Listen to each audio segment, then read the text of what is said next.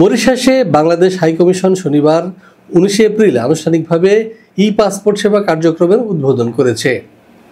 Port লুইসে অনুষ্ঠিত উদ্বোধনী আয়োজনে প্রধান অতিথি হিসেবে উপস্থিত ছিলেন বাংলাদেশের রাষ্ট্রদূত জকি আহাদ।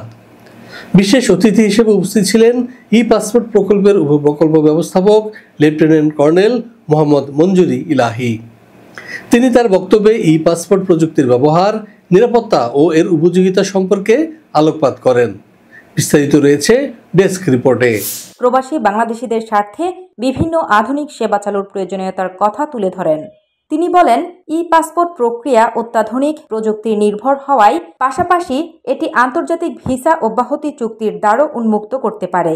অনুষ্ঠানে দুজন আবেদনকারীর হাতে ই-পাসপোর্ট ডেলিভারি স্লিপ তুলে দেওয়া হয়, যা এই সেবা সূচনার প্রতিকৃতি ধাপ হিসেবে বিবেচিত।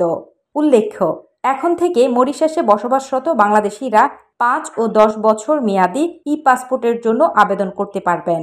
বহির্বিশ্বে ই-পাসপোর্ট সেবা চালু করার দিক থেকে মরিশাসের পোর্ট লুইস হাই কমিশন বাংলাদেশের 58তম মিশন হিসেবে এই উদ্যোগ বাস্তবায়ন করল।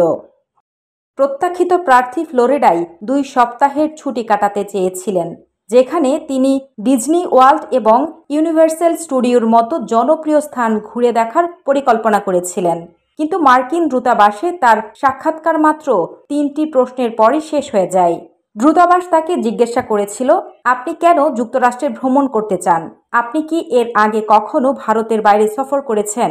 এবং যুক্তরাষ্ট্রে কি আপনার বন্ধু কিংবা পরিবারের সদস্যদের কেউ থাকে? এরপরই তাকে 214 বি ধারার অধীনে ভিসা প্রত্যাখ্যানের নোটিশ দেওয়া হয়।